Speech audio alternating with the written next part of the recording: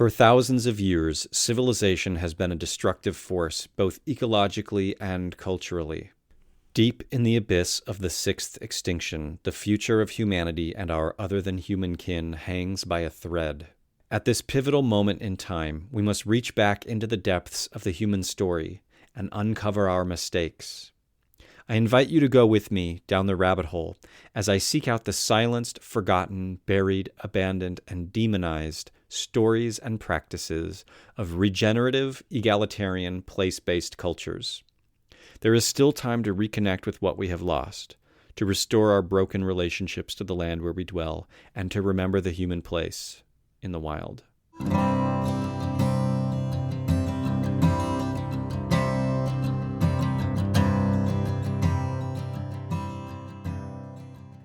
Hello, and welcome to the Rewilding podcast. I'm your host, Peter Michael Bauer. I'm coming to you from Portland, Oregon, the traditional territory of the Multnomah and Clackamas Chinookan people, as well as the Kalapuya, Molalla, Cowlitz, and many other tribal groups whom have lived here, subsisted here, and traveled here to trade and make their living since time immemorial. The Rewilding podcast is made possible by donations from patrons. If you enjoy this podcast, please become a monthly supporter at patreon.com/Peter Michael Bauer. I've lived with depression for most of my life. I've learned to manage my symptoms in order to function and live a more fulfilling life. Rewilding has helped me to create patterns that assist in maintaining my mental health. People have been asking me for a long time to speak more about this, as the world we live in continues to become less and less what we may have expected in our lifetimes. In a sense, rewilding can both lead to depression and also help us overcome it. I've dedicated this episode to working through some of the areas of overlap between depression and rewilding. This is a very personal topic that lives close to my heart, both as someone who has experienced depression and had several friends take their own lives. One of my childhood mentors, who continued to be my friend as an adult, recently took his life. I've been thinking more about him and depression in the last few months and how I might broach the topic in a podcast. I was originally planning on doing this one solo, but I realized that it might be more impactful if I were to be in conversation with someone who shares similar but different experiences with depression. My guest today is Sheila Henson. Sheila received her BA in history and an MA in education, spent 12 years as a behavioral respite worker for children with special needs, working many of those years at the Serendipity Center in Portland, Oregon. Today, she is an ADHD coach and is a well-known and respected educator on TikTok. The drive to understand how to be kind, collaborative, and restorative within our social and ecological communities led her to Rewild Portland, where she now serves on the board of directors, heading up our Transformative Justice Committee. Sheila and I also co-teach a Rewilding Your Health class through Rewild Portland. Sheila, thank you for coming on the Rewilding podcast to talk about depression and rewilding. Yay! Thanks for having me. Yeah, I get this question a lot from people, and it's interesting. We actually did a Philosopher's Fire on depression and rewilding this last year. Philosopher's Fire is once a month Zoom chat, basically meetup that Rewild Portland hosts. And each month we have a different theme around, talking about rewilding, basically through the lens of something else. So last year we did one on depression, and it was interesting because there were people who I was thinking how to deal with depression, right? How to use elements of rewilding to manage depression, because that's something near and dear to me and my experiences. And then what was interesting was a couple of the people who came to it were actually interested in talking about how rewilding causes depression. And I was like, oh yeah, I guess that's a thing, right? Like it was just something I hadn't thought about in a while, because I think I manage it well. And I think the narrative for me has transcended some of those aspects that cause depression. I think that it's probably less the action of rewild, like the process of rewilding, less causing depression, and more the awareness. Yeah, exactly. Of yes. of the need for rewilding. Absolutely. Yeah. And this gets into an interesting thing too, where, I've had students in the past, most of the time people come out of my Rewilding 101 class and they're like really inspired and energized, but there is, a percentage of people who end up it's a shock to them, some of the things that we bring up in the class, and it lingers toward the end, and that's frustrating for me, or sad for me, because what I want to do is inspire people, right? But at the same time, yeah, like there has to be that grieving process once you become aware. And like I'm watching this happen I have a friend who was raised by like a narcissistic mother, like mentally ill and abusive, right? Who sort of sheltered her and sort of brainwashed her in a lot of ways. And as she's coming out of that, recognizing what her beliefs are as opposed to her mother's, she's recognizing all of the problems with our civilization, right? totally. Like capitalism and oppression and all of these things. And it's so heavy. Like yeah, it's so heavy. She's breaking yeah. Under the weight of it. And I feel sometimes my responses are confusing to her or seem callous, because I'm like, I've been thinking about this since I was a kid. I've already got, like, it's not that it doesn't still affect me, but it's Sure. like, yeah, that is the nature of reality. Absolutely. But when it's new to someone, it's a lot to take totally on. Yeah, I mean, it's almost like a terminal illness diagnosis for humanity or something. Like learning about the sixth extinction, right? It's this huge existential thing. And before we go any further, I just want to say one thing, is that if you are feeling suicidal right now listening to this, please check out the show notes. We have a suicide hotline, national suicide hotline link, and I recommend calling and talking to professionals. I'm not a licensed professional. I'm speaking from my own experience here of working through and with the depression that I've experienced the majority of my life. So if you are feeling that way, please reach out to somebody, a friend or a professional at a hotline who knows how to basically work through that immediacy of suicide. Because I don't know how to do that. I'm not trained in that.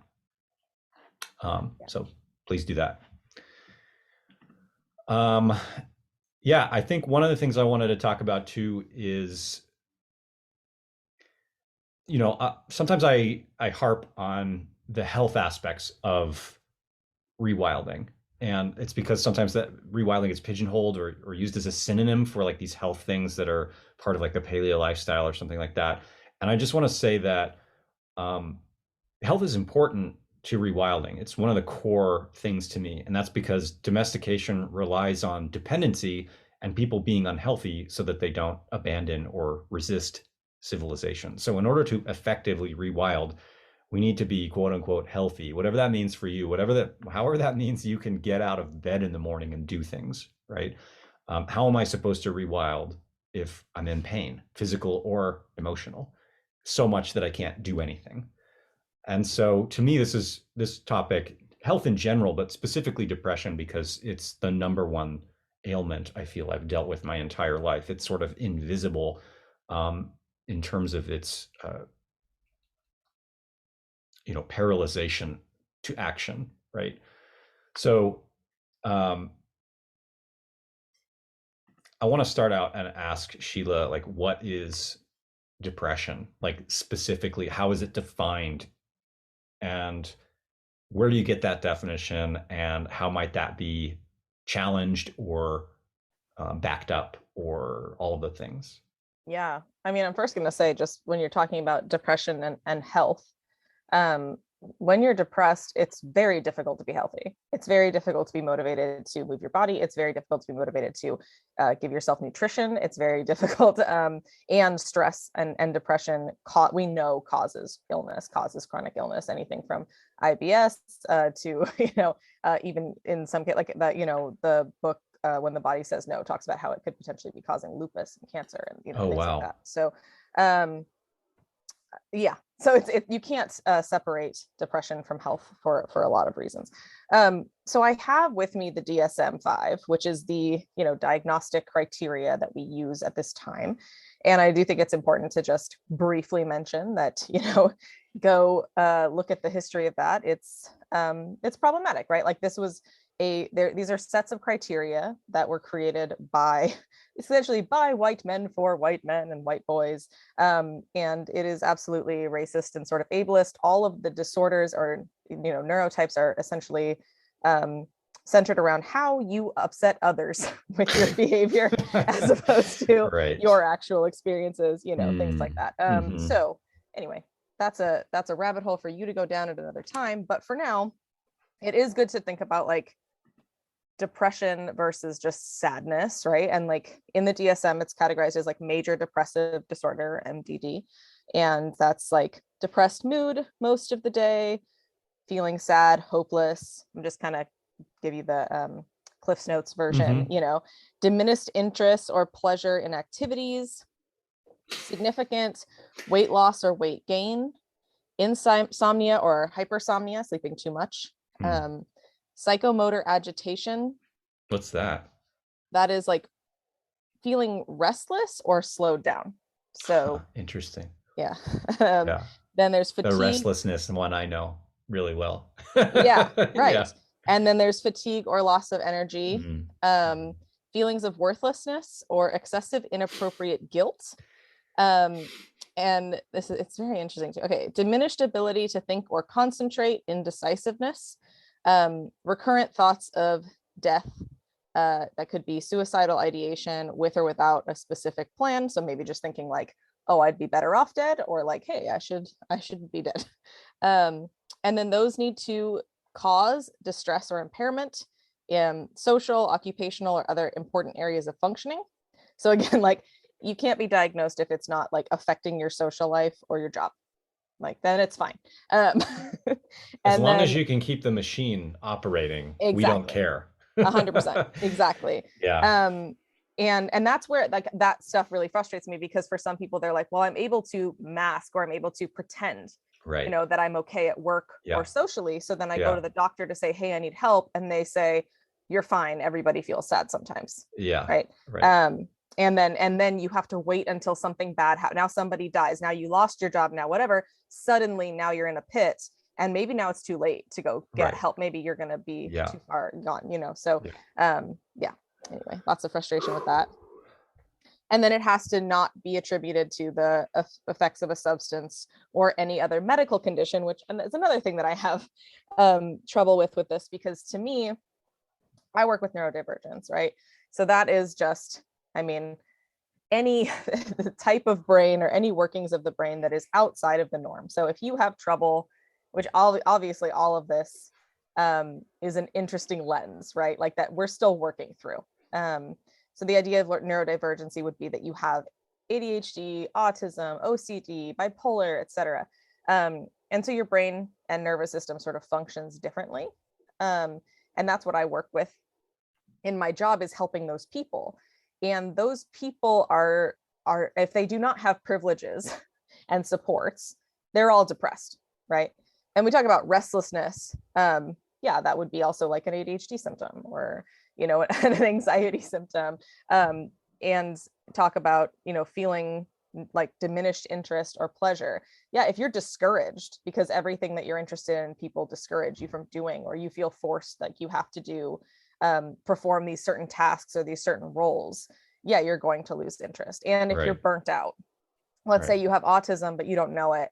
So all of the stimulation, the lights, the sounds, the little scratchy noises, the textures, they're all wearing on your nervous system 24 hours a day.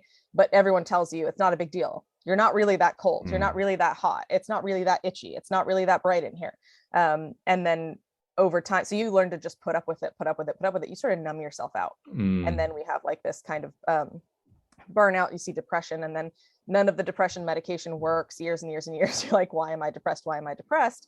And it turns out that you had these needs. You had this neurotype that created these needs that were never met for you. Or, you know, for me, ADHD, I had a lot of needs to continuously be moving, to continuously have like fidgets and stimulation. And I had to constantly have novelty and interesting things. Anytime I get bored, my brain just goes, right? So if I'm understimulated, then I become depressed. And it'll be like, oh, well, I'm understimulated, so I feel tired, so I'm not going to do anything. And now I'm still understimulated, so I'm tired, so I'm not going to do anything. And now I haven't moved or eaten in 3 days. And yeah, now I'm fucking depressed, you know? So this society teaching us to ignore our needs, you know, sit still, just wear the shirt, just do the thing, you know, I think is a huge cause for depression. Well, Yeah, I mean, and it makes me, I'm just thinking all kinds of things. It's funny, like that last one there in the definition of major depressive disorder of like suicidal ideation, right? Of like thinking about killing yourself. And I swear to God, like it started for me. I mean, the earliest memories I have of that is like 11 years old, right? And I work with little kids now in some of our programs that we do, and it's just mind-boggling to me to imagine that some of these kids might be thinking about killing themselves, right? Like Yeah. how fucked up is that?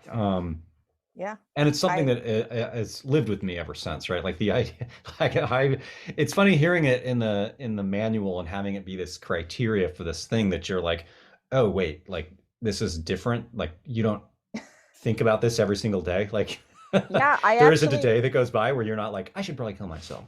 Yeah, I actually started doing interviews for a YouTube show. If you want to follow me on YouTube, ADHD Coach Sheila. I have 2 interviews that are ready to go up where I interview neurotypical people who, for the most part, can sort of fit in and get the job done in the society. They feel okay with it. It's pretty easy for them to make friends. It's pretty easy for them to get up and do the job, all of those things. And it's incredible just hearing them talk about, oh yeah, like I was having trouble procrastinating, and then someone told me, or like I realized it wasn't really a good thing to procrastinate, so I stopped. Fuck. What? Good job. Yeah. Like how often do you just like sit and think about your own mortality? Like, Right. I don't, or whatever. Amazing. Yeah. There really are people that don't do that. I also had I had a suicide plan when I was 9. It started. Yeah. And Wow. then X-Files actually saved me. I had to just like stay alive to keep watching X-Files. And It's then, funny that you say that because when I was like, 11, 12, 13, I knew the Star Wars prequels were going to happen. And I was like, I can't kill myself because then I won't see the Star Wars prequels. and then you saw them and then you changed And I your was mind. like, no, yeah, no, exactly. No, I mean, it's interesting the things that like the narratives that you can have to reframe some of that, right? So, Yeah.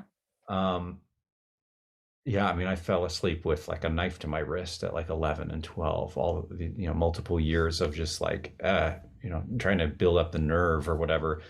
Um, when I was in high school, I hadn't had an attempt. I had multiple sort of loose plans that then never fell through. And in the first week of my sophomore year, a freshman suicided, and I had met him for a split second, but he was really good friends with the the group of friends that I became a part of. He was one of the main friends there, and his mom was trying to understand depression and joined a suicide prevention organization in Portland and wanted to shoot like a video.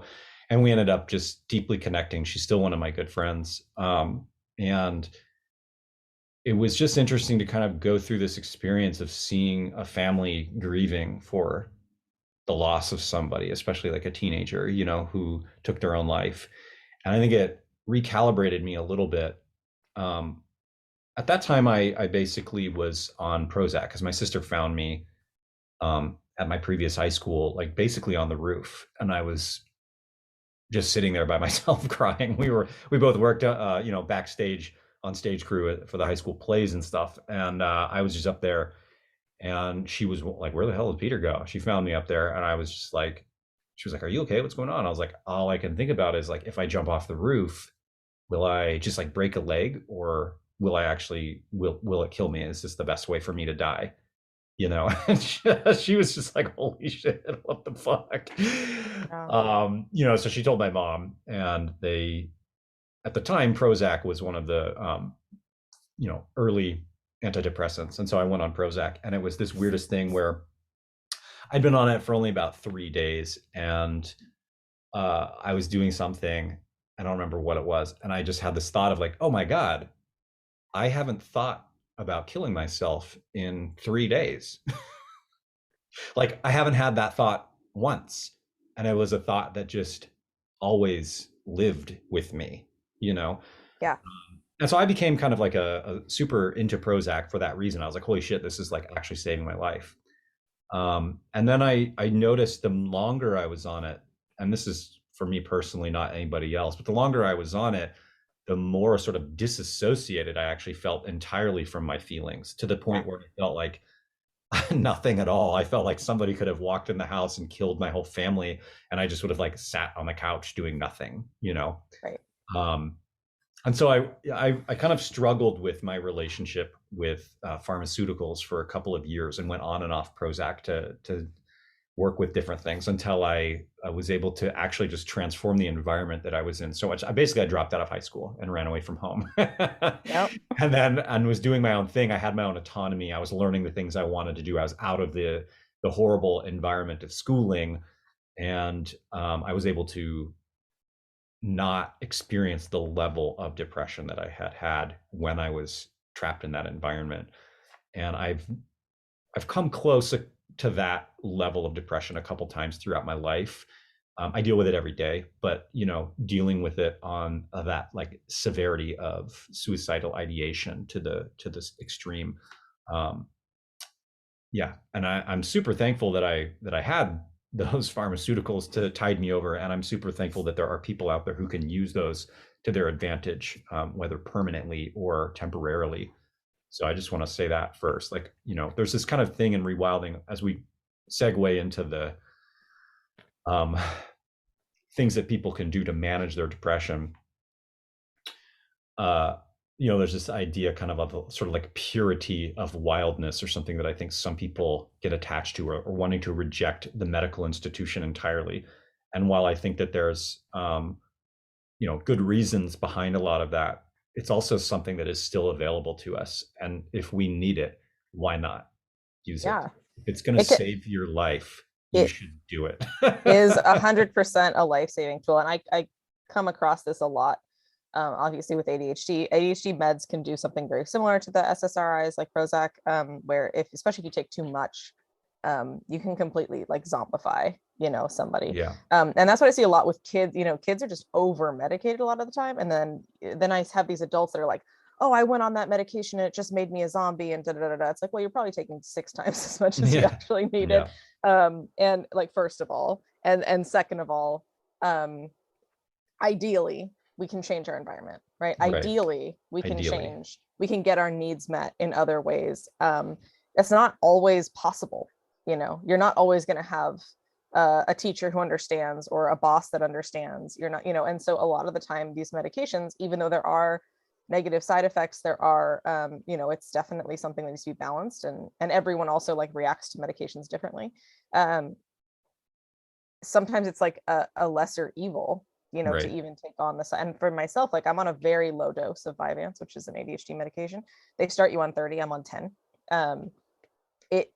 When I was teaching and I was up and out of the house and engaging with people every day, I did not need it. Now that I'm working inside on a computer all day, I was starting to become insanely anxious and sort of depressed. I just really, and so no, like that's not what I want to do, is medicate myself so that I can sit down all day. Like that's not the goal, right? At this time, that is sort of what's necessary as I build entirely new routines and structures, which is very difficult for someone with ADHD. So it takes time, and I'm able to pay a trainer to meet with me on Zoom or whatever, like I'm able to do certain things that other people can't. So there's no shame in taking medication for fucking anything. Yeah. Especially if it can, leverage. I mean, if it's keeping you alive, great, just do it. Yeah, right. Exactly. If you want to work on systemic changes, or if you have the ability to do that, then yes, ideally, you can work on those things at the same time while being on pharmaceuticals, which essentially is what I did as a teenager, sort of unconsciously, right? Yeah. And there's like this horrible, I hear a lot of people be like, well, I want to try everything else before medication. And it's like, let me tell you how much easier the medication makes it to do everything else. Yeah. So like it's executive. I want the surgery before the first aid. What? Right. Yeah. Exactly. It's first aid. It is. Yeah. A lot of the time. And sometimes it really is a lifetime thing. I mean, if you have a lifetime, schizophrenia or bipolar or Absolutely. something like that, like, or Absolutely. even, depression. Like definitely a lot of people, my grandfather was on it till he died, on Prozac till he died. And thank goodness, because I was Yeah. able to enjoy him, Yeah. like, Totally. and without him being depressed. Yeah. But yeah, so like executive dysfunction is essentially when we don't have the full access to the skills that our prefrontal cortex gives us, right? So those skills would be task initiation is like the big one, is like being able to just like do the thing, right? So sometimes you want to do something, you're motivated, but you can't get yourself to do it. You're like, I know I should exercise, I know I should eat better, I know I should start this email, I know that I should do my laundry, and yet you can't get yourself to do it. That's not a motivation problem. That's not, reward and punishment doesn't work for that. That is executive dysfunction. And depression is a big reason for that. ADHDers tend to struggle with that. People with brain injuries, if you're just really stressed. And so now we have like a lot of people that are struggling with a lot of that sort of task initiation. And so if you can't get up and do the thing, I actually have a class called How to Do the Thing to help with this stuff. But like, if you can't get up and do the thing, you can't change your environment. You're not going to be able to make the positive changes. And people just, oh, you just gotta, get your bootstraps, and you just gotta want it more. And how come you just don't care? And like, no, I care. I can sit and think about and stress about how much I want to do this and make these changes all day long, and it doesn't happen. And it's actually the opposite, because stress and shame increase executive dysfunction. So the more that pressure that you're putting on yourself, the harder it is to get things done. So I think, this must be why schooling was so challenging for me. Yes. I couldn't, I first of all, just having executive dysfunction, I wouldn't do homework. Yes. I just couldn't do it. Right? I also never did homework. Yeah, not till college. Never once. And then, the stress of not doing the homework makes it worse, right? The stress of getting the bad grades makes it all worse. And it was weird, because there was this thing where going into school, in elementary school, they're like, well, Peter is very intelligent, we're going to test him for his intelligence. And like, oh, he should be in this talented and gifted program. And but then I suck ass, right? Like, like all of the normal shit. And so what happens, like my grades fall, they basically take me out of tag and put me in the remedial classes, right? By the time I was in high school. And I was also aware enough to know that that's what was happening. And so I went to an advisor my freshman year, and I was like, you need to put me in the normal, at least just like, I don't need to be in the advanced classes, but I should be in just the intermediate, Yeah. And they did, but it just didn't really matter. I was never gonna, especially then I transferred. The irony is I transferred to an alternative high school, and it got even worse, which you'd think it would have been even better. Right. But it was like, I had such a deep social life there, and that's what I wanted to do. That was what motivated me and connected me beyond the executive dysfunction, was I was able to socialize. And so I think while my depression waned greatly, my grades failed, and so I actually was going to, we got a new principal my junior year, and she was going to kick anybody with less than a 2.0 out of the school. And I tried to get her fired immediately. I led this whole sort of revolution to get her fired that failed. And my recourse was to drop out of high school. And I did. And I'm so glad that I did. Because at that point, transferring to the art school and then dropping out, those environmental changes just dramatically transformed my depression. Yeah. But yeah, I think executive dysfunction is still the biggest thing for me. Yeah, hands down the biggest challenge that I face. It's also for me, which is why I've become sort of obsessed with it and created that class. And I actually have broken down in a way that I haven't found in other places, like all of the different reasons for that, specifically the task initiation. So executive dysfunction actually includes a lot of other things like planning and organizing, self-monitoring, working memory, emotional regulation, like a bunch of different things. Like they're all sort of controlled by that front of our brain that we need to feel safe and comfortable to get access to, right?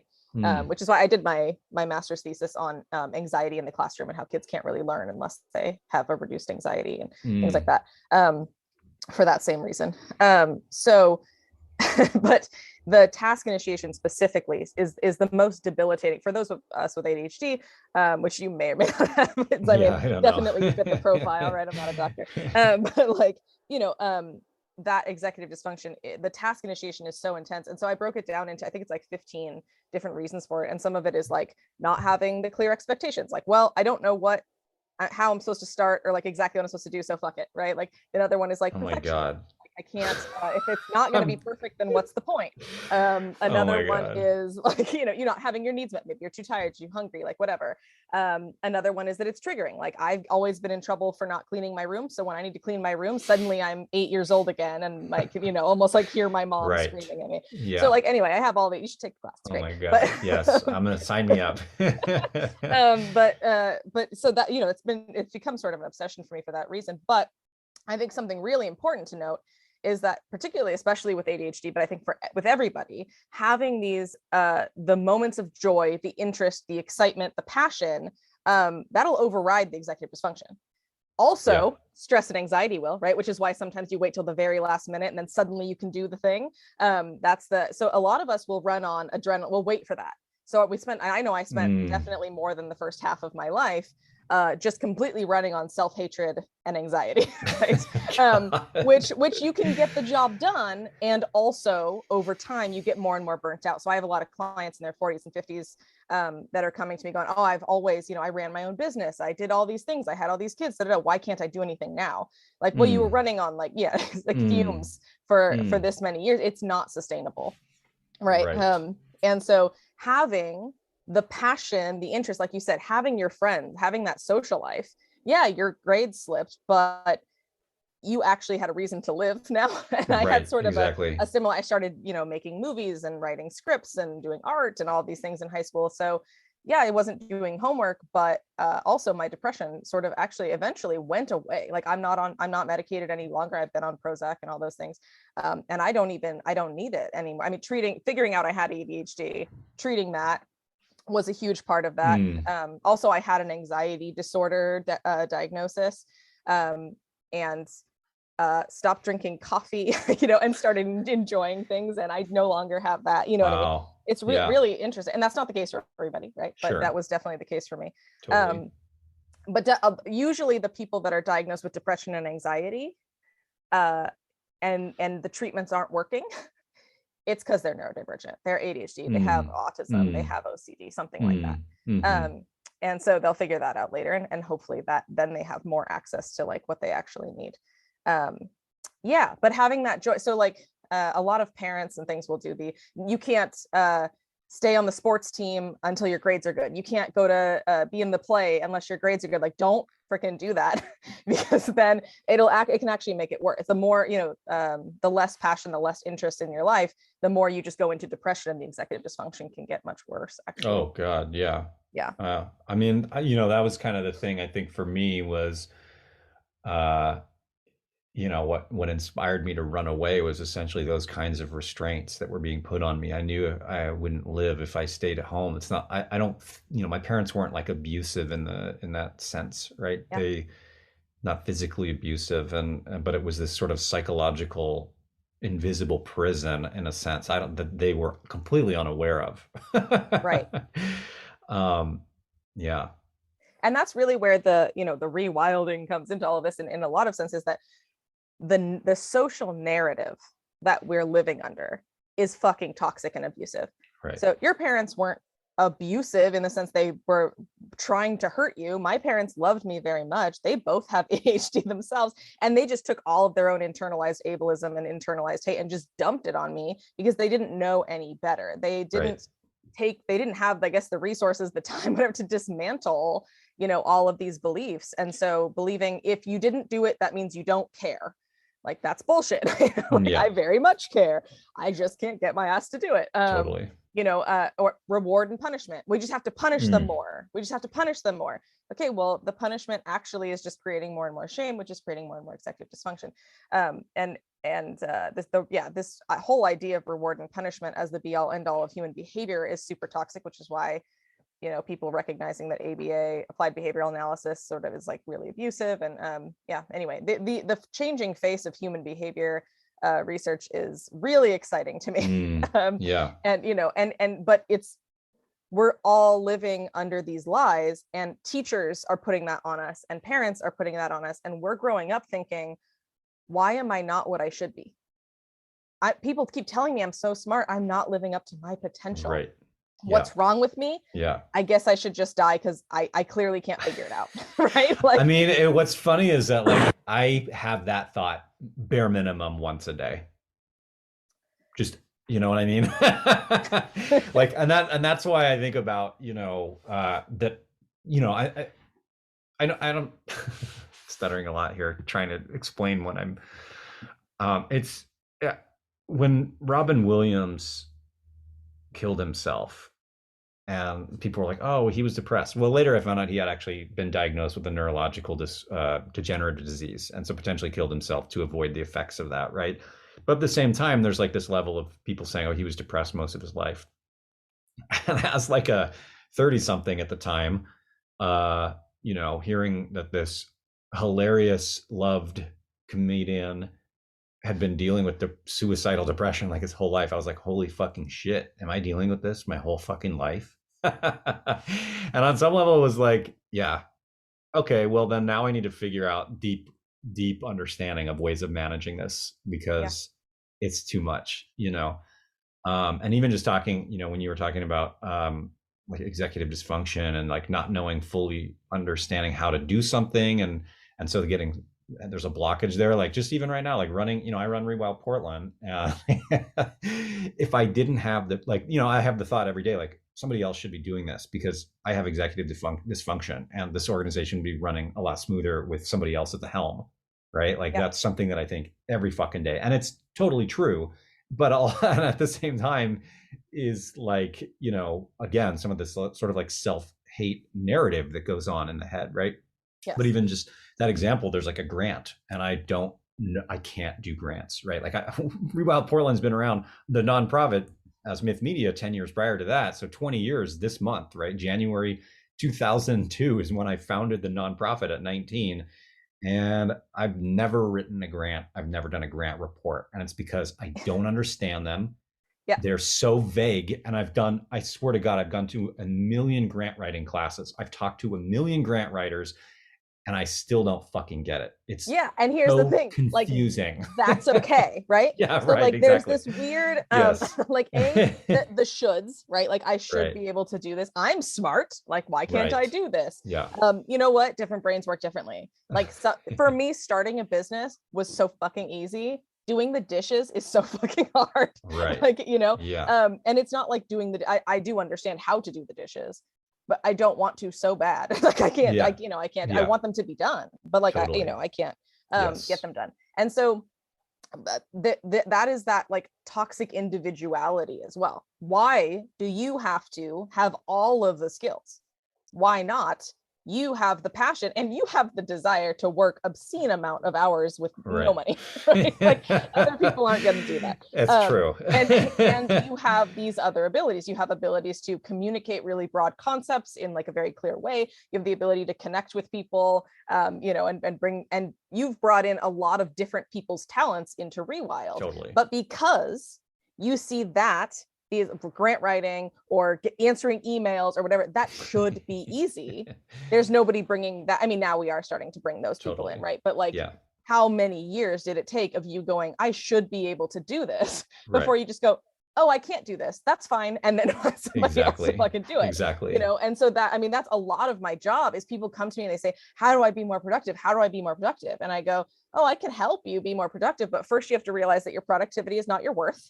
If you do literally nothing, you are still just as worthy of a person. That is important, right? Like, and you don't have to do everything. Your to-do list is never going to be done. That's okay.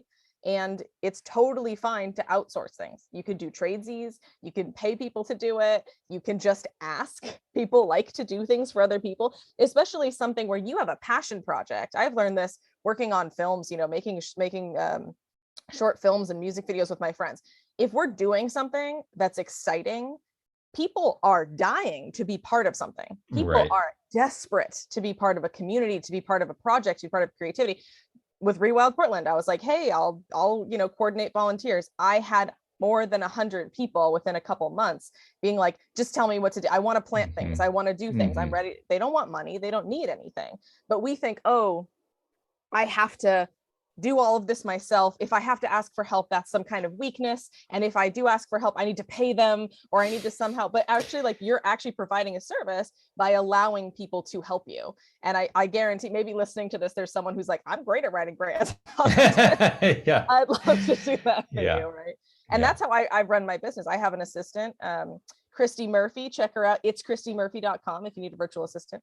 She's amazing because she totally gets my weird brain. And so I can send her a completely unintelligible email, just like, this is a name, new client, blah, blah, blah. And she's just like, okay, the files are done. You know, like the files are created, agreements like done or whatever. Because I'm not going to do that. Like, and the also recognizing when you're going, there are going to be times like that we're inconsistent. There's going to be times when you can do it. I was doing for a really long time, doing really good, just keeping up my emails and keeping up my billing. And then I started having some health problems. And now my dog's having some health problems. And now I'm freaking stressed out. And I just stopped answering emails completely for like a whole week and had to be like, okay, wait, why could I do it before and I can't now? Like, because I'm a little bit burnt out, because I'm a little bit stressed out. Okay, hey, Christy, can you answer a few emails for me? Or like, hey, to my partner, you know, can you sit next to me? That's called body doubling, right? We have somebody with you, you can get it done. Can you sit with me while I answer some emails? And I just did that today and got a whole bunch done, but that's okay. You can't get into the cycle of beating yourself up and the shoulds. Like you have to just be like, okay, I accept reality, that it's okay that I can't do everything. And it's okay that we do things communally. It's okay that we do things with help. And that's part of the rewilding, you know, your mindset about all of this is to not get stuck in the bullshit lies. Yeah. It's hard when it's just, you know, sort of the baseline of the way you think, right? I mean, for me, I recently, or I don't know, a couple of years ago, I heard the term negativity bias. And I was just like, oh shit, I have that. You know. And I think you and I have talked about this too in the health class of like kind of creating a new voice, or like two sort of different things. One is like giving a name to that voice in your head that is negative or says bad things about you, right? Like giving that that entity a name, calling it out. And then also creating this other thing that is like the positive thoughts, right? Because you have to replace it with something. Yeah. And there's been times in my life where I'm like ecstatic. I haven't been depressed in months, or I don't know if months, but maybe weeks, or haven't felt depressed, right? It's not like that's something that's there all the time, but you know, it's definitely always sort of in the background looming, right? But weeks and weeks had gone by and I was feeling really great. I was doing a lot of creative stuff. Everything was great. And I was just sitting there, you know, working on some project, and I was really happy. And then all of a sudden, like this thought, just like, it feels like it was projected into my head from nowhere, from outer space. And it just was like, kill yourself. Yeah. Like it steamrolled over everything. And I just started laughing out loud. And I was like, shut the fuck up. What are you even talking about right now? Like normally when I hear you talking, it's because I'm already like sad or in a depressive state. I've never had this experience where it's been it was like, you've been ignoring me. Kill yourself. You know? Like, so that's so weird, right? Have you heard the term intrusive thoughts? No, but that sounds like what that was. Okay, so this is important. Like intrusive thoughts is a thing. It's really prevalent in OCD, but other people have intrusive thoughts that can be something temporarily that you experience, or you know, whatever. But it's essentially thoughts that really have nothing to do with you, and they just sort of come at you, and they can be a lot of times it can be kill yourself, kill this other person. Sometimes it's something like I don't know, silly, you know, throw a banana or something. It could be something, you know, like that. But for a lot of people, it can be really horrible things. And some of the most debilitating can be even like pedophilic or like really like violent intrusive thoughts. And that can really trip people up because they'll think, oh, I'm violent. I'm, you know, twisted. I'm perverted. I'm these things. But it's the really important thing about intrusive thoughts is that they're not you. Like the reason why they're hitting you is because you don't want that. Right? Interesting. You don't want that. So that, you know, I've worked with kids that have those intrusive thoughts. It's really hard for them to not think they're a bad person, because they're like, oh, I think really, about doing bad things. And you're like, but do you, and I hate it. You're like, well, the fact that you hate it means that it's not you, it's right. But that sort of, coming out of nowhere. Sounds like an intrusive thought. Yeah, that's fascinating. Not a professional therapist or anything, not a doctor. But I mean, if I was more spiritual than I am, I might think of it as demonic. You know what I mean? Some sort of and people entity, do. right? Yeah.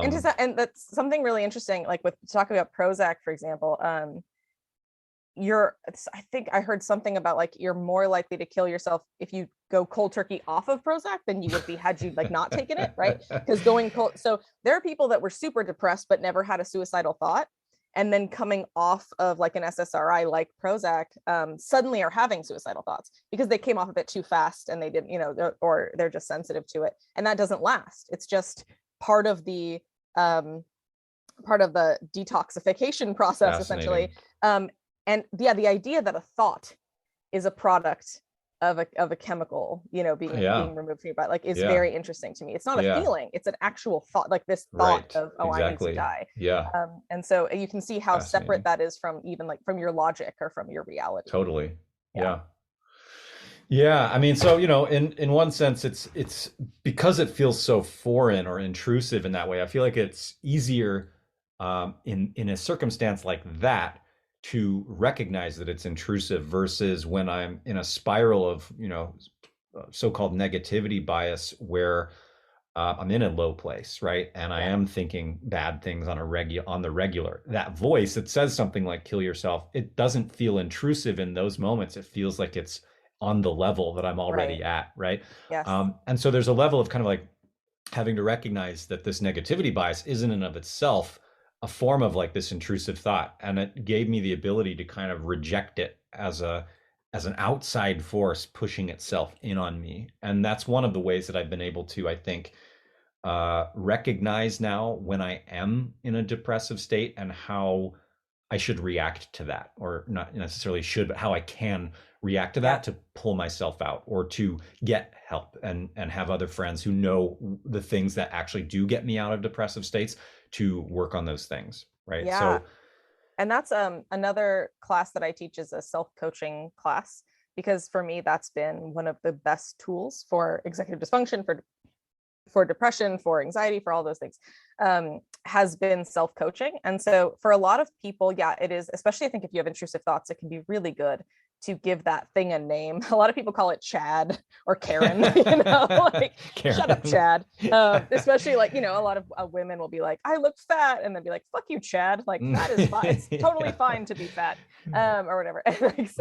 I'm cussing a lot on this. I hope that's fine. Fine. This is a grown-up show, right? It's fine. Yes. So, but it's me we're talking about here.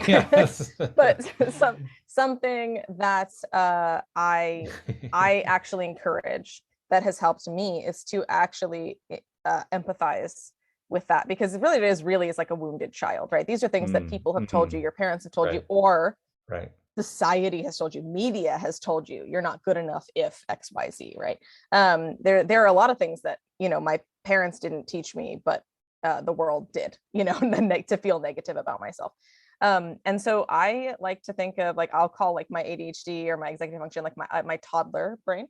And I'll coach the toddler. So the toddler will be like, I'm stupid, I don't know how to do this. And then I'll be like, hey buddy, like, it's okay that you're having a hard time right now. Like, what do we need? What's going on? What do we need right now? I don't want to do it. I know. Okay. Can we do a little bit of it? How about if we get some candy, then can we do it? What if we get some help? Can your friend come help you? No. Mm-hmm. Okay, well, we'll try it tomorrow. When tomorrow? What time? And how is it going to be different tomorrow? Are we going to, let's set it up. Let's schedule with a friend, a play date to sit and work together, and talking with the toddler in that way. And also like, I like to think about it because with ADHD, a lot of the times, like ADHD specifically, but I'm sure that this helps other people too. Sort of occupying the toddler can help get things done. So if I need to do something with my hands, I'll put an audiobook on or music to occupy the toddler. But if I need to do something where I'm listening to like a lecture or a class, I'll occupy the toddler with coloring or doodling or knitting or, weaving baskets, like whatever. So that is like it for me. That ends up being a very positive experience, because all of that anger, all of that self-hate, all of that shame really needs, parenting. There's a whole branch of psychology or therapy called reparenting that I think is really fantastic, and a lot of this is sort of based on that. But just really healing that part of you as opposed to just hating it, to me has been very helpful. Yeah, that's awesome. Yeah, I do that. When I was looking up, I'm always trying to figure out things I don't have to put a ton of energy into, right? Because of executive dysfunction, it's like, what are the little things I can do that are almost physiological?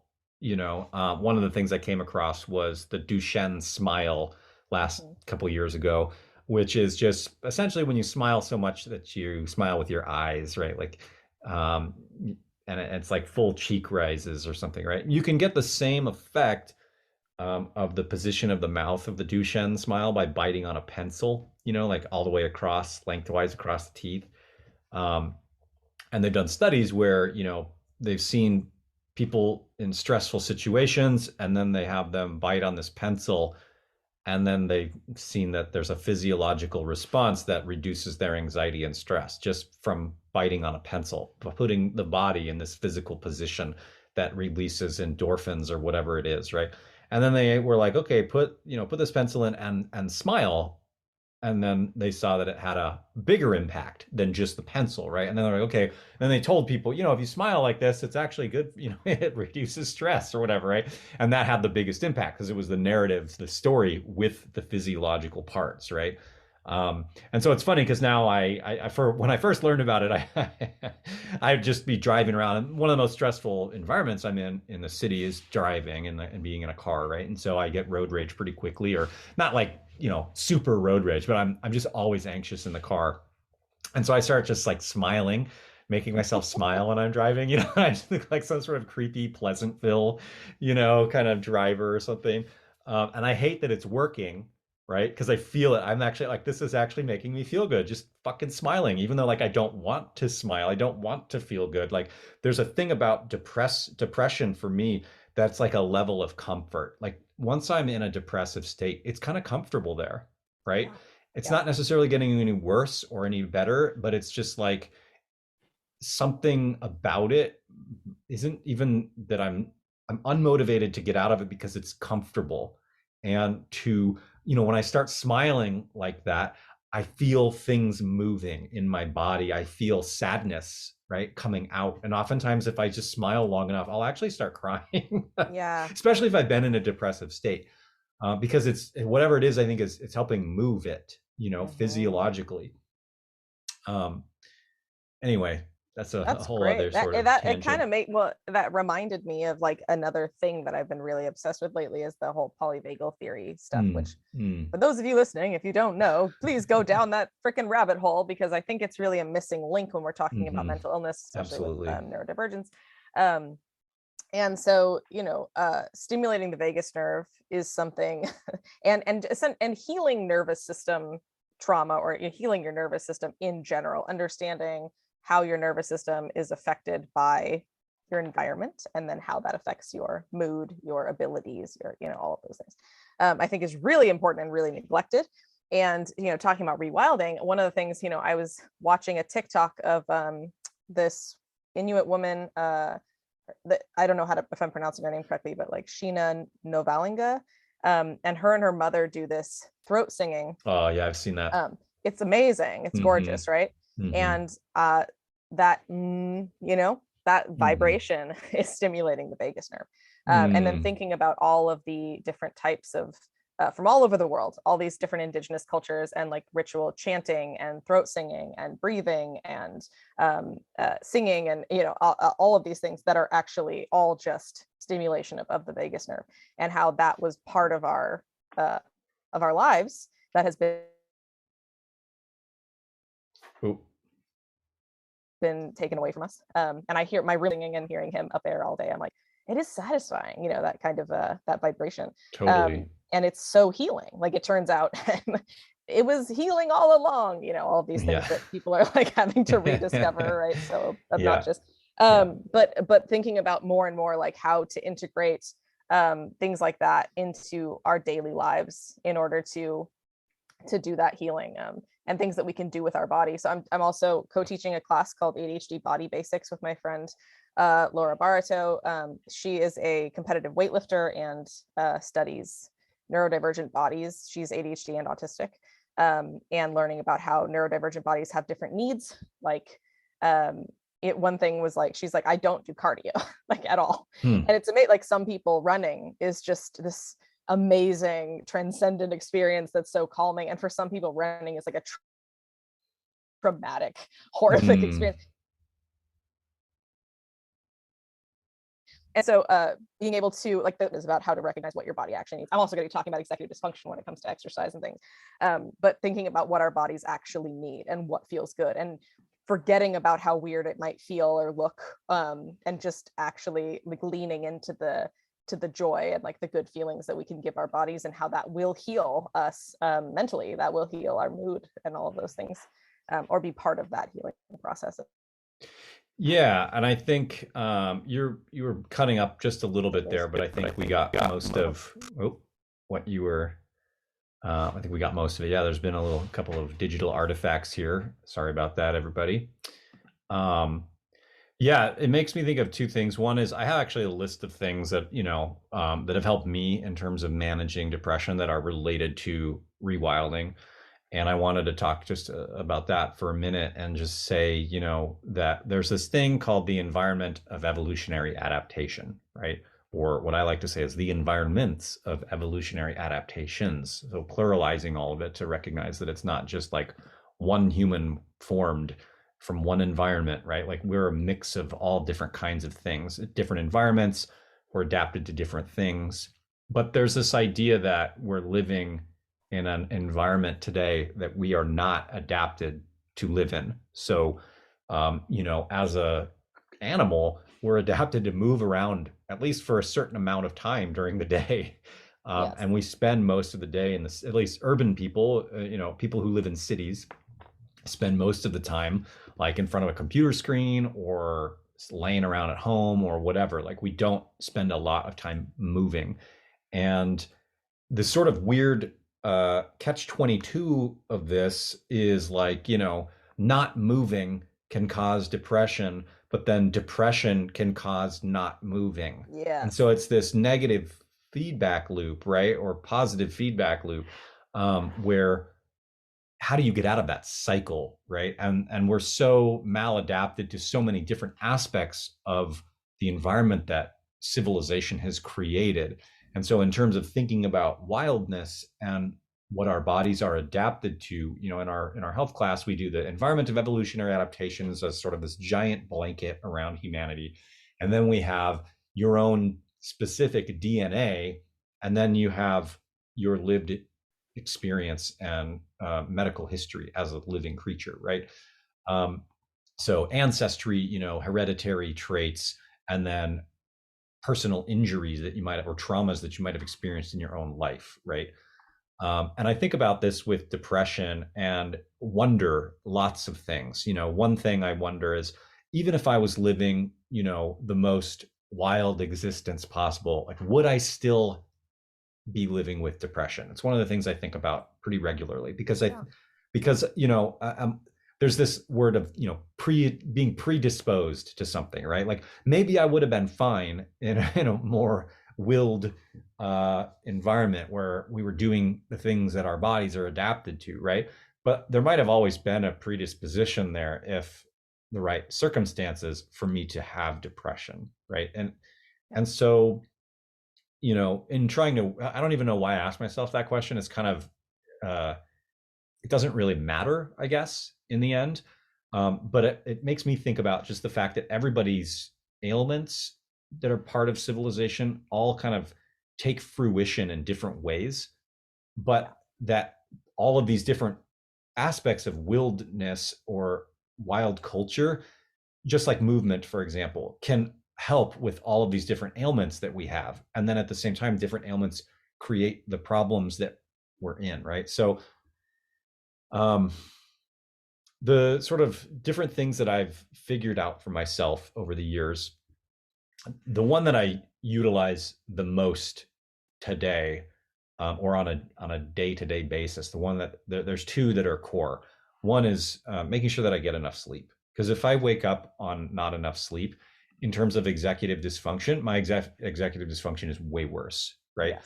But then, of course, you can also get too much sleep, and then that can lead to other problems, right? In fact, when I was kind of just doing a little bit of research for this, specifically looking up about sleep, I actually found that there's been studies that show that depression often causes too much sleep. But in my case, that's not the case. Criteria. Yeah. Okay, yeah, right. And in my case, that's not true. Like, the more sleep I get, the better I fucking feel. Yeah. And I don't get that much sleep, I mean, but I get enough to make sure that I'm like functioning for the day. And I can tell if right when I wake up, like if I got enough decent quality sleep or not, and if it's going to be a fucked up day or not a fucked up day. And so I just think sleep is my number one go-to for managing the mood, right? Especially, and this is funny, talking about like your inner child, talking to the inner toddler. There's this thing where when in a previous relationship, I would be up on the computer, like on social media and stuff, and I'd be agitated about something, or I'd complain about something. And I actually had my partner, I gave them the question to ask me, which is it time for bed? Is it bedtime, Peter? Like, I had them ask me that. And because, and I'd be like, yes, because there's that thing, and what gave me the idea to have them ask me that was like, I was, I don't know, I was at a friend's house with a kid, and their kid was, really excited to be up late with the adults or whatever. And you could see they were like literally nodding off, but they refused to go to bed. And then they started having a tantrum, you know what I mean? And it's just because they were like so excited to be around and be stimulated in this way, right? And they were like, oh, they're just tired. They're having a tantrum. They just need to go to bed. And I was like, is that me? Yeah. Like, do I have that? And do adults have that? And we just forget that that's a thing that we do. You know what I mean? And so that was one of the first like really effective ways of, asking a friend to help me regulate myself, right? Was to be like, is it bedtime, Peter? And I would often be like, oh my God, yes, it is fucking bedtime. I'm tired and I'm irritable and it's time to go to bed. Right. Yeah. And that's another thing is like co-regulation is a really important part of emotional regulation. There are even some people who believe it's the only real way to emotionally regulate is to co-regulate, like regulating yourself isn't always healthy, and then we tell that, let the babies cry it out, like don't even get me started on that. It's really actually much more traumatizing than we think it is. So but I think we do that to kids and we do that to ourselves. Like I'll just and I do that, talking like the executive dysfunction stuff. I have a bedtime routine that starts with a shower every night because that emotionally regulates me.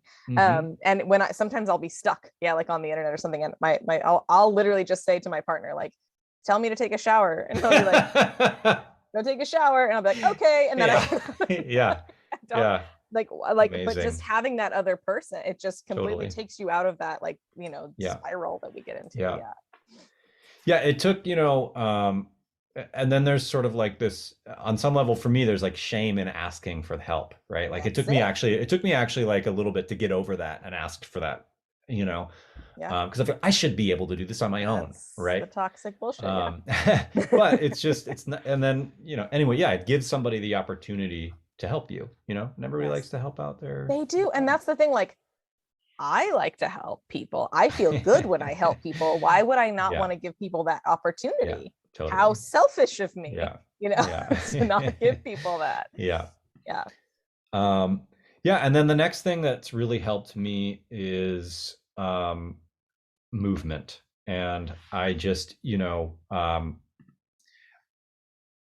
I think actually partly in talking to you and hearing about how you worked with students and got them to lift heavy things for emotional regulation.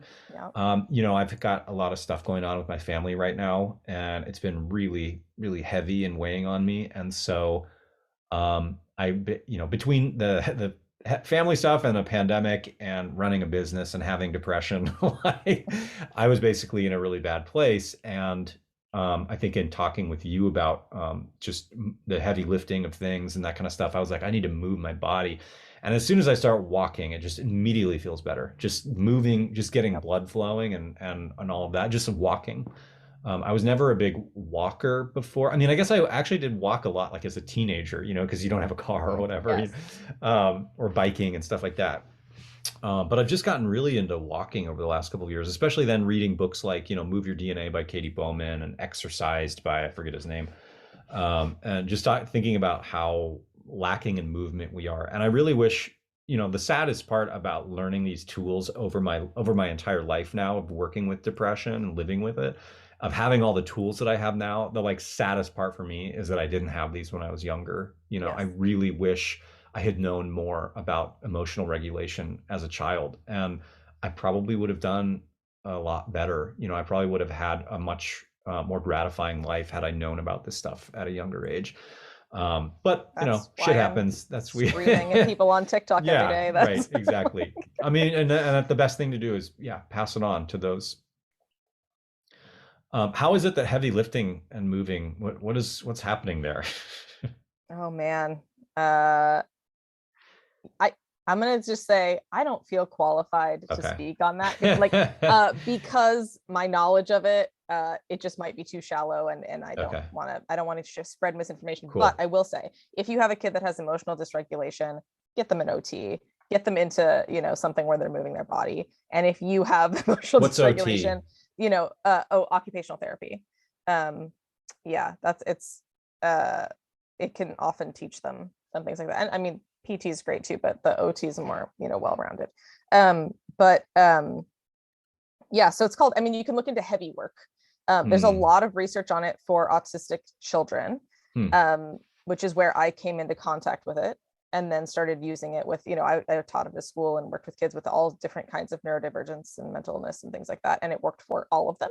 And then started using it for myself and it worked for me. And then started using it with adults and it works with Yeah. so, and I also, I have a lot of clients who were athletes and then got injured or had to stop being athletes and then became depressed, have that executive dysfunction, had their lives just sort of fall apart and started recognizing the importance of movement in that way. All movement, but heavy work is a specific thing. Another thing is like deep pressure. So getting a bear hug, having someone lay on you. At the school I worked at, the kids would lay on the ground. These are teenagers, they would lay on the ground and then we'd put a yoga ball on their back and kind of sit on it and just squish that's them. awesome. And they loved it. I mean, really, they could go from being, full on tantrum to chill and laughing, from that. Amazing. There's a lot of things. And that's DBT, dialectical behavioral therapy, is like an entire branch of therapy that kind of gives you a lot of those practical emotional regulation skills. And doesn't work for everyone, and that's the thing too, like when we talk about different types of nervous systems, I don't know, anyway, there's so many disclaimers here, but Yeah. there are things like, putting your face into like a bowl of cold water, and it Cold sets off the therapy. diving Yeah, reflex totally. and all of that can regulate you. There's a whole bunch of different things that you can do to learn to regulate yourself. And yeah, we only teach those to kids who are already so traumatized, and so dysregulated that they're injuring themselves and others. We don't give it to the quiet kids. And and that's one of the things, for myself, I was a very introverted, I know, weird, but I was very introverted, very shy child who just drowning in shame of I don't know why I can't turn in my homework. I don't know why I can't keep my room clean. I don't know why I can't I lied so much just to stay out of trouble that I just became like a compulsive liar. And then kids wouldn't like me because I lied. But I was like, that's the only way to make them not mad at me. Why does it make you mad? I couldn't figure it out, for a while. And so I just, became very isolated and depressed. And it's nobody was like, hey, what do you need? What's going on here? What's happening? Everyone was like, well, you do really well on tests, so your grades are fine. You're pretty well behaved, you're quiet. The teachers didn't like me because I was always doing something that wasn't on task, whatever. But then, would be like, oh, she gets good grades on tests, so she must, she's smart. She just doesn't care. She's just not trying. She's just whatever. Nobody asked me if I was trying. Nobody asked me if I needed help. Nobody asked me, if I was happy. And they probably wouldn't have even known how. Yeah, right? Exactly. Yeah. And it's just them putting their own trauma on me that they got from their parents who put trauma on them and so on and so forth. And that's where it's like, there's a lot of blame that we could be placing on individuals, but it's just not helpful. Like we have to really look at the systems. Totally. We have to look at the stories and the belief systems and the, all of these things. So, I mean, one thing that comes up a lot too with conversations around health and is, people are frustrated that capitalism and what most people call capitalism, what I call civilization, is like left out of the conversation, right? And it's very much put on like individuals or even just like families or something, right? Like you were saying earlier, taking medication so you can just sit in front of a computer all day, like what the fuck, right? But I also think about, just people affected all over the world in different who live in different circumstances, who don't have access to any of this kind of knowledge, and then are just being oppressed, and the systems of oppression that create these situations. And then we're expected to have, on our own individual to figure it out, right? On our own individual basis. And I feel like, go ahead. Well, then even like the oppression of like my access to stimulants, if I was maybe not white or maybe not in a nice neighborhood or whatever, like would I be just seen as drug seeking? Would I not have not been given this? Tons of kids that have ADHD are diagnosed with ODD, the oppositional defiance disorder. And like you just see Black kids specifically, like Black and Indigenous kids getting diagnosed with that. It's such higher rates and not getting diagnosed with ADHD. And then I can't remember the exact percentage, but it's the kids that are diagnosed with ADHD, white kids are such a higher percentage, 20 or more percent of white kids get medicated than, versus Black kids. They just don't want to give them that medication. There's just, wow. The disparity of supports is horrendous. It's disgusting. Yeah. Yeah. I mean, so it's just, I feel like these things kind of have to be mentioned in this because, especially as I go kind of down this list of all these things that I figured out for myself, I just think of how, I don't want anybody to think I'm like blaming any people for not being able to dig themselves out of a hole that this culture created, right? Yeah. And that these are things, these are quick fixes, right? This is not a systemic transformation of society that's going to help everybody. These are quick fixes to keep us going, to keep us rewilding so that we can make the larger systemic issues or change the larger systemic culture, right? Because if I can't get out of bed in the morning, I have to figure out some way to do it. And if the system that I'm living in is preventing me from doing it, it's essentially up to me on a level. And my friends and family, I've had, because like I said, I told my sister when I was a teenager that I was suicidal when she found me. If she hadn't found me, who knows if I'd be alive today, I don't know. So I got lucky, and I'm very thankful for that. But as I go along and I figure out these other things, sleep, exercise, meditation is one thing that I've experimented with over the years. It's the hardest one for me to do because it's so extra, you know what I mean? Or at least it always felt extra. So I read the book Atomic Habits, which I highly recommend. If you're interested in kind of thinking about how to set up your life to, start a good habit or what you consider good value and get rid of bad habit. It's a good book, but so this is actually that book. I have a plan eventually to do a YouTube series where for each chapter sort of adjust it a little bit to be more neurodiversity friendly, like for all the different neurotypes, right? And like I think that there's still a little bit too much of an emphasis on our own control over our absolutely like, and I think that to me like is the most damaging, but that is the belief that you wake up with and go, why I should be able to do this. Totally. Yes, I have and now I know what to do. Why can't I do that? And that is I would rather somebody do nothing and be like, it's cool to do nothing. Absolutely. I guess totally. I mean, for me, it's more just kind of learning some of the setup and structural ways I can change little things here and there to encourage me to do different things. So one of the things in there, for example, is like getting up and moving, that can be hard for me. Adding a new thing can be hard for me. What's one thing I can do? Well, if I have a friend who likes to go on walks with me, then I have like accountability buddy or whatever, and then with meditation, I just like tacked it on the end of walking. So when I'm done with walking, I just do like a 5-minute thing, and I really liked the book. It's ancient. It's like from the 70s or something. It's called I think it's called like the relaxation response. And it's basically like, sit there, do nothing.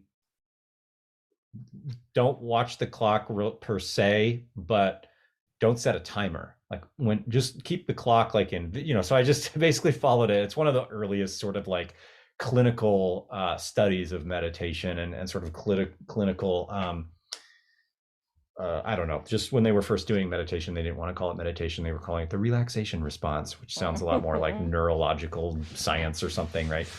So it's very, very basic. And it's one of the things that I like. But yeah, trying to do it or tack it on to something. Yeah, like the tacking things on a stacking is really good. Something else to note with meditation, because it is so helpful, and there's so many scientific studies showing how helpful it is, but it's really hard to do for a lot of us, especially if you have those intrusive thoughts or negative thoughts or just racing thoughts, all of those things. And so something to note is that you can do movement meditation, you can do chanting meditation. You don't have to like sit in silence to be meditating. And like I like to listen to, there's different like meditation music, and then either walk, or sometimes I'll color, like in a coloring book, and then just being aware of like thoughts coming in and like letting them go, doing that whole fun thing. But having that music and the thing to do with my hands makes it a lot easier. There's eating meditation, there's singing meditation, there's like all sorts of things. And like, so if one's not working for you, like, don't give up on that. I mean, I think the most annoying thing about any kind of like person telling me how to get out of depression is like this kind of list that I'm doing right now.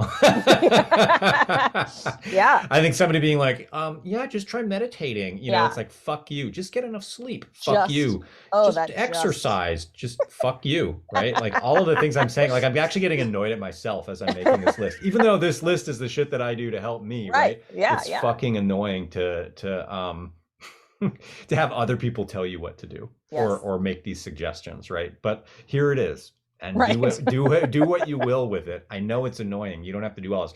My Duchenne smile. That's what when I meditate now, I just fucking smile, and I hate myself for it. But it totally works for me. Not necessarily in the long run, right? But it's a short-term thing, and it's really fucking easy to do it. It's not easy in the sense of like physically. It's easy to make a smile. Emotionally, it might not be easy to smile. But yeah, a couple of random sort of things that are kind of in the world of study are using music, music to inspire you, to make you feel certain emotion. Like if you're depressed, listening to depressing music might actually be good. It might be bad. I don't know. But for me, music is definitely a thing where, especially if I create a trigger response, like if I listen to the similar songs or a track when I'm working out, and I'm like having a problem getting motivated because of the executive dysfunction, if I put on the music, I'll be like, oh fuck yeah, no, now it's on, right? And I'll be like, yeah, I can feel it. Like it actually will transform me and inspire me to actually move beyond it, right? So it's interesting to like creating triggers to get the motion started, right? And I think for me, music is one of those really, really great triggers. Yeah, and another one for that's one of my task initiation tips is like and is getting the momentum going, because like I said, when we're understimulated, that can actually make it harder to do things. So doing one small thing, we're like, what can I do? Like I can put the remote control like next to the TV, and then you're up, and then might as well. Or the other thing is like, okay, I come home from work and I still have my shoes on. Like don't take your shoes off until your chores are done. Because as soon as I know for myself, as soon as I sit on that couch, I'm not getting back up. Right. Yes. So yeah, like those momentum things, and talking to, like thinking about things that can be stimulating, like for myself, talking to friends that I have that are big talkers. You're a good one. Like I could call you up Yeah, and get all totally. riled up about something that Absolutely. you're ranting Yes. about, and then be like, all right, might as well do the Vice dishes, you know? versa. Yeah. Yeah, Yeah. totally. Samesies. Yeah, another random thing is just like, they've done studies and found that the color green is super calming on people. Big surprise. Get out in nature, be surrounded by green, and it just has a calming effect. I don't know. I painted a room once. I was living in a house where I painted the room green. Don't recommend that per se. It kind of felt weird. It didn't make me feel relaxed the way the green from trees do. So I don't know. Um, I'm also just in the notes of the podcast. I have links to some of these things and some of the studies that are being done. But one of the cooler things is just that they're kind of a interesting combination is gardening. Like fucking gardening makes anyone who's doing it happy. No, I don't know. I don't Yes. want to say anybody, but I don't want to say a definitive statement like that. But in the majority of studies, gardening is just like the thing. There's a lot of different sensory experiences. It's interesting. So I have something called trichotillomania, which I compulsive hair pulling, Mm. and that and like body focused repetitive behaviors like pimple popping or like things like that are really common with anxiety and with ADHD and things like that. So ripping weeds is something that I Okay. Yeah. suggest Yeah. to people, and it kind of gives that same. I have like a bunch of bulbs in my front yard that after every spring when they come down, trying to pull them up and get all the bulbs, that satisfaction Mm, when none of the mm, bulbs get hmm left behind, you know. Like, They're probably bluebells. I know those very oh yeah, well. the Yeah. bluebells are real. They're so beautiful, and then they're all dead. Yeah. Well, they're But doing so fine. So, yeah, yeah. right, we gotta just gotta weed them out a little. But so I mean, things, there's a lot, and there's the like the feeling, the sensory feeling of the dirt. Hmm. There is, there's smells, there's textures, and I garden without gloves. Even I'd rather get like some cuts and scrapes and you know spikes than not have that sensory feeling of just like the actual dirt on my hands. It's Yeah. incredibly regulating. Yeah. I have chickens, and like sticking my hands in the chicken feed when I'm stressed out is really satisfying. Like the Yeah, that does seeds, sound like it'd be satisfying. Yeah. yeah, Yeah, well, I mean, think about it. It's movement, right? yeah. Because you're moving around the yard. It's green, more or less, right? So you're Mhm. getting, and then there's also, when you mention the smell of like the dirt and stuff, there's actually a bacteria that exists in soil that they're now thinking is actually like an antidepressant bacteria. And when you're like inhaling it and absorbing it into the body, it can actually have, uh, you know, antidepressant qualities. And that's Yeah. one of the links I have in here too. Is just so it's just interesting. It's like combining all of these different things together. Like it's a sensory experience. You're surrounded by green. You're getting your movement. It's calming. You're moving your hands, right? Like Yes. they used to do I don't know if it was occupational therapy. Yeah, right, with basket weaving, right? Like I tried to look it up because I know that was a thing that they've done for probably 50 years or more. Or I think they were doing it with vets from World War II even, Yeah. having them weave baskets and stuff. I tried to find like a study that actually showed that scientifically working with your hands was like had an effect on depression and things like that. And I actually couldn't find one that was. I've definitely read some, and the pottery is another one. I did see Um, one on pottery. Yeah, yeah. I didn't see one on basket weaving though, which of course that's the one I was going for Yes. Yes. as a basket maker myself. But yeah, pottery definitely was one I saw pop up, but I didn't look at it. Um, I'm not a potter. I mean, attending to But our essentially, sensory needs is really, really important. And then having something where we've created something, you can look at the end and be like, totally. look, these Yeah, flowers grew, this basket I yeah, have, like having something yeah, that you can actually hold and touch. yeah, But that sensory that is meditative, of like movement, sort of a simple repetitive movement is very totally. healing for sure. Yeah. Yeah, I'm fascinated by this dirt bacteria thing. I want to know more about that. I've heard about, definitely, like that, like we would get the dirt under our fingernails and then end up eating it, and then that would help our gut Yeah, bacteria. Like I've yeah. I've read about that for sure. Totally. Yeah, it's fascinating. And I mean, they have one of those bacteria isolated that they're doing studies on now. It's just incredible, that kind of stuff. But I mean, My again, it's like a no-brainer, right? Like we live in an environment that we're not adapted to. We used to just have dirty hands, not all the Yeah. time, right? It's not like bad hygiene, it's not like people Yes. were just dirty, right? Like, um, but working in the dirt, digging up There's also a roots. difference between like good clean dirt and like road dirt, Yes, totally. like being Yeah. dirty with Yes, chemicals absolutely. and gross things. I mean, Absolutely. there's always Absolutely. chemicals and Yeah. everything, but like Yeah. I don't know what Herbicides oil. are There we go. terrible, Yes, pesticides are herbicides. terrible. Those can uptake through your skin and your hands as well. So if you're working in the soil, yeah, I don't recommend working in soil that's ever been sprayed by any herbicide or pesticide. You should read the book Beyond the War on Invasive Species. The whole first chapter is about herbicide and And a pesticide. lot of people don't have access to that kind of soil, even. Totally right. I know, our friend was recently got that shipment of soil, I guess, that they then found out it was contaminated, and their Totally, beautiful yeah. organic garden Organic, now allegedly, has yeah. pesticides just like Hundreds, all hundreds over of it. people. Yeah, there's Yep. massive lawsuits now in Portland from that. I don't Yep. know what happened with it, but yeah, there was a cow. They were fed grain or something that had been sprayed with this horrible herbicide, and then the cows ate them, pooped them out, and they even composted the poop and sold it as organic.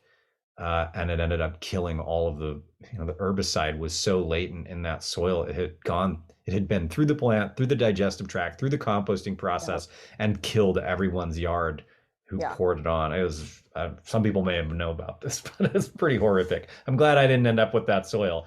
Right. That would have been really bad. And I feel terrible for the people who did, but, um, yeah, so another level that I'm curious about myself is plant medicine. Plant assistance and fungi specific. They're not plants, but fungi assistance in terms of medications, right? Like, Oh my gosh. yes, I can change my habits, right? Or and this is where I see a lot of potential with replacing pharmaceuticals with psilocybin in mushrooms and things like that. So Not replacing fully, but I just want to, if you need pharmaceuticals, stay on pharmaceuticals. I'm not ripping on them, but just the side effects of pharmaceuticals from the studies that I've looked at are worse than the side effects of psilocybin. And psilocybin, the studies are really coming out as showing that it's super effective, even more so than some of the pharmaceuticals. So just we keep your were eyes re- on that. And I know this is something so I'll shut up and you can. oh, sorry. I just got excited because like just Yeah, last no. night, my partner and I were reading like through the Reddit posts of this stuff, because I always want to know what helps people's brains. But we were reading through, and there were a bunch of people who were autistic who had trouble with their emotions, which like a lot of people think, oh, autism means that you have struggle with empathy. That's not actually necessarily the case. In fact, a lot of people with autism have hyper empathy, where they're overtly empathetic. But there is something called alexithymia, which is like a that can go along with autism a lot, and other people can have it as well, where you're just basically detached from your emotions. Like you don't really feel a lot, kind of probably what you were experiencing when you were on Prozac for a long time, where you're Totally. just like, it's hard to give a shit about anything Yeah. or Yeah. anyone. And so I think that I really think that a lot of the time when people with autism have this, it's because of early childhood trauma where their needs weren't being met. But that's just my own theory. But anyway, but there were a bunch of people talking about how psilocybin essentially cured they said, I cured my autism, which that's Wow. not Right. really the case, Yeah, but totally. it cured their alexithymia. Essentially, it Wow. allowed them to feel deep empathy and to sort of feel connected to people again, and kind of helped with their social anxiety and things like that. And so these and are we just personal accounts on. yeah, these are personal accounts, Yeah. but we're just reading one after another after another after another Wow. after another. And it's really interesting. And obviously there's tons of accounts of psilocybin and LSD and other different psychedelics, either through microdosing or through large doses. Macro dosing. Macro dosing. That's what I call it. Yeah, that works. Have actually essentially cured their depression, like made their depression go away. Yeah. And some of that, Mindy always talks about how our friend Mindy is on the board. She always talks about how much she associates depression with the ideas of isolation, right? And how like for her, animism feels like a treatment for depression for that reason, because of feeling connected. And that's something people report, doing, especially psilocybin, like this feeling of connection to Totally. the world. Yeah. And so I am so excited to see how studies, come through about this. Well, and this is a great segue to talk about how the narratives of rewilding can bring about, depression, right? Because Yes. you know, a lot Wait, of was this. this only the first half? It was did we Yeah, I just finish mean, the it's first? fine. We'll yeah, I know. We like to talk. We'll move through this part pretty quick, I think, because you Okay. know, there's before I get into this, one thing I want to say is you can't talk yourself. I mean, I have found it's very hard to talk yourself out of depression. What I think of, you know, for me, one of the most helpful things about depression or helpful ways of looking at it was essentially thinking about it like a temporary insanity. And I don't know if that term, you know, I'm not familiar with if that's something we can still say in a sense, but I feel like it's a temporary state of being that is, especially suicidal ideation in particular, um, that isn't something you can think your way out of. And so I think what happens, I've seen people do this. I've had this experience myself where you get in this narrative, you know, an existential crisis, right? And this is similar to maybe people who have this, like you're given a terminal illness, right? You're given the diagnosis of a terminal illness. You have 6 months left to live or whatever, right? Like as a teenager, people being like, you know, reading books about collapse and being like, oh, civilization's going to collapse. Like this is almost like being given a terminal illness diagnosis, right? Um, I've had people come to me who are really depressed, and we talk and we talk and we talk and we talk and we talk and we talk and we talk and we talk, and they're not getting any better, right? And I'm going through all the things I'm about to talk about, which is that it's not humanity's fault. You know, life goes on. You know, everybody's going to die anyway at some point.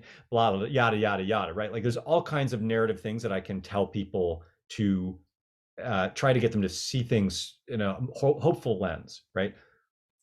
The hopeful lens isn't going to cure depression. I don't think. What's going to help depression is all the things that we've been talking about: moving your body, you know, gardening, sleeping, having friends that can help you with these things. Like those are the things that have motivated me out of depression. And I think there's a problem where some people get stuck on some of these. The rewilding can feel paralyzing because essentially we're captives, right? That's the whole domestication is captivity. And our captivity is relative to different countries, to different class structures. You know, it's like the difference between a maximum security prison and a country club, you know, stay-at-home order or something, right? Like though both captivity, some people are living it up and their captivity is not affecting their autonomy all that much, right? Other people, it's severely impacting them. It's the difference between, you know, probably the symptoms of domestication you see in captive animals, in free-range animals versus those that are in feedlots, right? Like there's a lot of things that happen to animals when we're held captive. Working through that depression for me, I've never been able to talk myself out of it per se, other than to talk myself into actually doing things that I know will then move the feelings through me, right, and out. Yes. And so I guess that's when people come to me now and they're depressed, I don't want to talk to them about it. I want to get them outside and walking with me and tracking with me and clawing at the dirt and covering their face in in mud or whatever. You know, like I mean, and that's the thing. It's just not. I don't think you can. I think oftentimes in rewilding in particular, because we have to rewild the way we see the world, we do a lot of studying, we do a lot of theorizing, and that's very heady stuff. It doesn't move depression out of the body. Like we kind of, you know, there's this separation in a sense of mind and body. And I think that can be one of the catalysts to get stuck in a depressive state, is to only be thinking about the thing, right? And at some point you have to just throw everything away and stop thinking about shit and just get out and be in the forest and be experiencing or whatever outside of your backyard or at a park or whatever, like be moving, walking through a neighborhood. And this is where I think this idea of animism and psilocybin comes back into this, right? Because it's about connection and moving our bodies and being in we're sensory beings. We need these sensory experiences, and we can get trapped in these thought cycles. And what breaks us out of that is to as John Young used to say, lose your mind and come to your senses. Like literally. Yeah, and it's Right. it's a lot of what I do. A lot of my clients are people who've been through therapy for years and years and years. They're very self-analytical. They can talk about their feelings for days. I definitely was one of these people. That is not the same thing as feeling your feelings. And I think that having those sensory experiences, having those connection experiences brings us to a place where we can actually feel those feelings and, like you said, move through them. And we're seeing this with like even therapy. Talk therapy can be great. Like there definitely are toxic ideas and thinking patterns that need to be broken and challenged. However, the more successful trauma therapies are the EMDR, the brain spotting, the TRE, the DBT. Like when you're actually doing things with your body, you're actually feeling those feelings. And yeah, I think that, like you were saying, I think that those alternative medications and just rewilding actions are a lot more healing than just talking about your trauma over and over and over again. Yeah.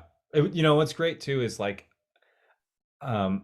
just having to do, I generated the list for this podcast of things, right? And I was like, fucking gardening. And it's something I think about all the time and I do it, but it's like winter right now. So I haven't been out there, and I was like, I'm feeling like shit, and I'm like, I got to do something. I just need to, I'm in a garden, fuck it. And I put on all my warm clothes. I go outside and I had, there was a pile of brambles from weeks and weeks ago. We have roses and my landlord makes me trim them and keep them, and his mom planted them like 60 plus years ago. So anyway, so I make this giant bramble pile and I'm like, oh, I'll get to that. I'll clip that down and put maybe I'll use some of it for weaving or something. Of course it sits there for weeks, right?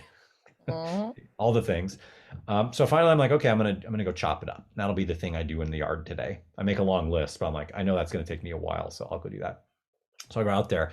Well, a couple of weeks ago, I had noticed that from the window, because I don't go out to my garden very much, that the chard had been being nibbled on by something. And I'm like, what the fuck was eating my chard? And I went through a list of mammals that I thought it could be with Rachel, my partner.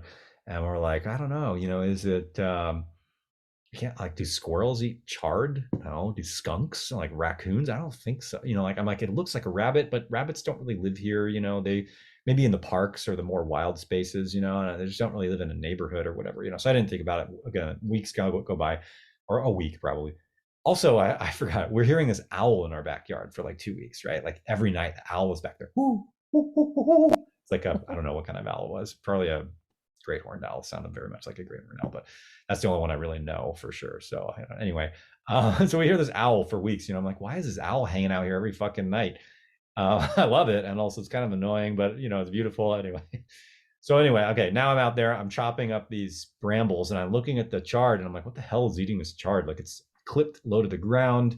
It's torn in a particular way that looks like a rabbit. All of a sudden, I see this like pile of scat, and it's like little round little round things all clustered together. And normally when I see rabbit scat out in the wild, I don't see them in these giant piles. It's usually one or two here and there, but these are like huge piles of rabbit scat, and I'm like, oh man, there's a fucking rabbit living here. First I'm like, is it a goat? Like again, I would refuse to believe it's a rabbit, right? I'm like, did one of my roommates have a goat over? Like somebody bring a goat, I'm just like trying to think of all the things. And I'm like, finally, I'm just like, no, okay, this is just like a rabbit shit. And I start clipping the rose bush, the bramble pile that I put there, right? And underneath it is just massive mounds of rabbit shit. Like they've been there for weeks, whoever this rabbit is, right? And I chop it up. I'm like, still don't know, but I'm just like, wow. So I look around and then I look at some of my other stuff. I'm cutting other brambles, And once I'm out there, I'm like really just kind of living into my yard, right? And I'm noticing all these things. That's when I realized, oh, there was an owl. There's a rabbit here. Like the owl was here probably because the rabbit was here and I was trying to get this rabbit, So it's just like all these cool connections that are coming in together, right? And it's like the sit spot exercise is, the guard, classic exercise with animal tracking and nature observation and stuff, right? And gardening, but gardening is never really tied to those things, right? But like just all of the different things all kind of come together when we're actually living on the landscape. And this is why I'm like, we're so far away from this lived thing of being in relation to all these animals, of working on the land. And these are all the things that lessen depression, right? So it's just weird to to be in this thing and go, okay, yes, this idea of the environments of evolutionary adaptation and is absolutely true. And it's weird that we live here. Anyway, it was a long story to just kind of talk about this thing of like actually just needing to get the fuck out of my headspace Yes. on the land and not reading my books and not being on my social media and talking about whatever bullshit be angry about somebody's post about what they're saying, calling rewilding today or whatever. You know what I mean? Yes. Yeah. And you like became part of something that was happening, right? Like there was like this whole story happening with the rabbit and the owl. And like suddenly now you're part of that story. It's like really, I have chickens. And as some chickens are really just aggressive. I have the most docile chill chicken because I named them after the Golden Girls. I swear they're just like little old ladies. And I feed them, and all the little birds and the squirrels and the crows, everybody comes to share the food. And now there's like this crazy drama community. And when like a hawk flies over, you hear the crows are going, the little birds are going, like the squirrels are going, and my chickens are just like, okay, like thanks everybody, like, going inside. They have like a whole alarm system they created, and it's so fun to watch and see like which animals are cool with sharing, that they'll eat right next to each other, and which animals are like, no, F you, like get away from my food or whatever. Like, and just get just a connection to like the birds and things in my yard that I just didn't pay that much attention to. Now suddenly I'm paying attention, and it feels good. It feels like connection. It feels like they're my friends now. Totally. Yeah. And there needs to be this sort of like push to connect. And I think that like, I mean, do you eat the chicken's eggs? Oh yeah. Tasty. So this, it's like this form of subsistence. There's rabbits like eating the plants that I planted. I want to call them my chard, but I wasn't eating it, so technically I think it was just the rabbit's chard at this point. Same. That a lot of my veggies just go straight to the chickens. They're not really totally. But just this deeper connection through subsistence to our place, I think is one of the core aspects of rewilding in making that connection deeper, even if it's on some level, domesticated. It's still a closer connection than just buying something at the grocery store, right? Like we're making progress in moving in this direction of like being connected deeply to our subsistence.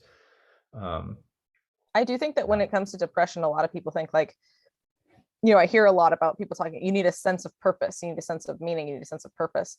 And I think that we immediately jump to, oh, you need a career to have a sense of purpose, or maybe like have children to have a sense of purpose, when I think that something like gardening really reminds you that like your purpose is just to be a person. Totally. Just to be this animal in this world. And it's not about productivity. It's not about the the machine.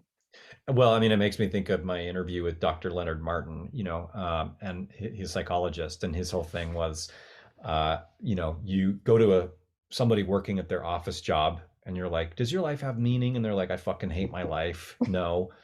And then that same person, they're like in a tennis match, and tennis is like, he used the example. Oh, the tennis, like, yes. Right. Yeah. Like tennis is their favorite thing. And he stops them in the middle of the game. And he's like, does your life have meaning? And they're like, what the fuck are you talking about? Yes. Like, I'm playing tennis right now. Leave me the fuck alone.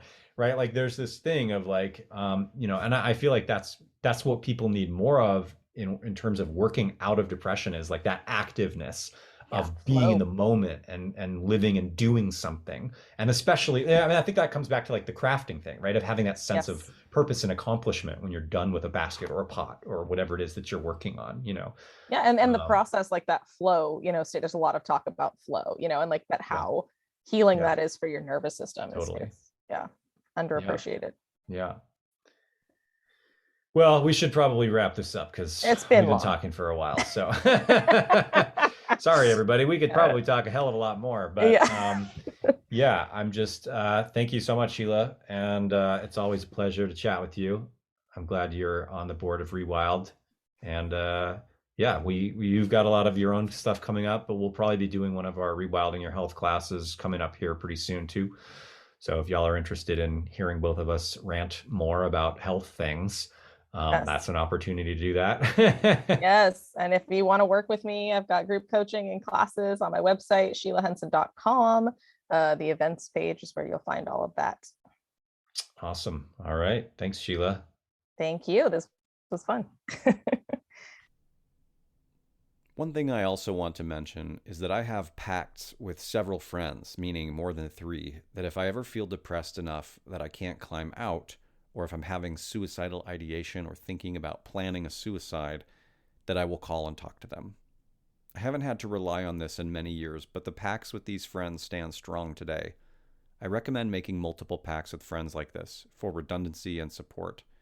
While frustrating, I don't feel that my depression is a threat to my life, and I haven't in nearly 20 years.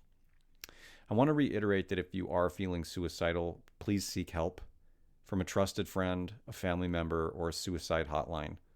I've included a link to hotlines in many different countries around the world in the podcast notes for this episode. Look for Sheila online at sheilahenson.com or follow her on TikTok at ADHD Coach Sheila. I hope you can glean some positive things from this podcast and that you can create the tools for managing depression so that we can continue to undermine the systems that promote depression and other mental health challenges that we face under the culture of civilization. I want to leave off with a cheesy but heartwarming meme I saw a few weeks ago that stuck with me. I apologize for not knowing the author, but it said something like, "You have yet to meet all the people in your life that will love you." If the Rewilding podcast has inspired you or helped you in some way, and you want to help me to continue making them, please become a patron over at patreon.com/PeterMichaelBauer. Thanks for listening.